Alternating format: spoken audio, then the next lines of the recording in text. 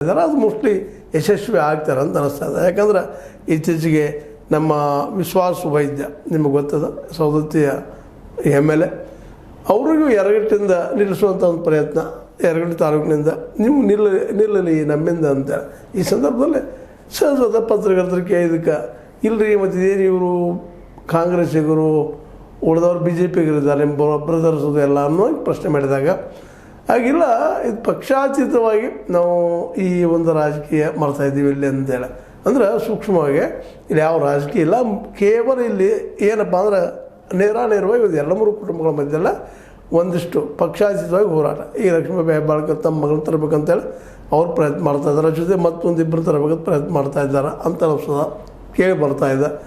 ಜೊತೆಗೆ ಬಾಲಚಂದ್ರ ಜಾರಕಿಹೊಳಿ ಅವರು ತಮ್ಮ ಸಹೋದರನ ಮಗ ರಾಹುಲ್ ನಮ್ಮ ಜಾರಕಿಹೊಳಿ ಅವರು ತರುವಂಥ ಪ್ರಯತ್ನ ಮಾಡ್ತಾ ಇದ್ದಾರೆ, ಅವ್ರನ್ನ ನಿಲ್ಲಿಸಬೇಕು ಅಂತ ನಡೆಸಿದ್ದಾರೆ ಪ್ರಯತ್ನ.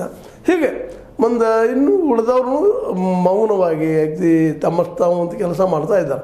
ಒಟ್ಟಾರೆಯಾಗಿ ಈ ಸಲದ BDCC ಬ್ಯಾಂಕ್ದಲ್ಲೇ ಈ ಸಹೋದರ ಪ್ರಭು ಮಾತ್ರ ನಿಶ್ಚಿತವಾಗಿ ಭಾಳಷ್ಟು ಇರ್ತದೆ ಅಂತೇಳಿ ಇವ್ರ ಕೈಯಿಂದ 11-12 ಸೀಟುಗಳು ಕಸ್ಕೊಳ್ಳಿಕ್ಕೆ ಸಾಧ್ಯದ ನಾವು ವಿರೋಧಿಗಳಿಗೆ ಅನ್ನೋದು ಈ ಒಂದು ದೊಡ್ಡ ಪ್ರಶ್ನೆಯಾಗಿ ಬೆಳೀತಾ ಇದೆ.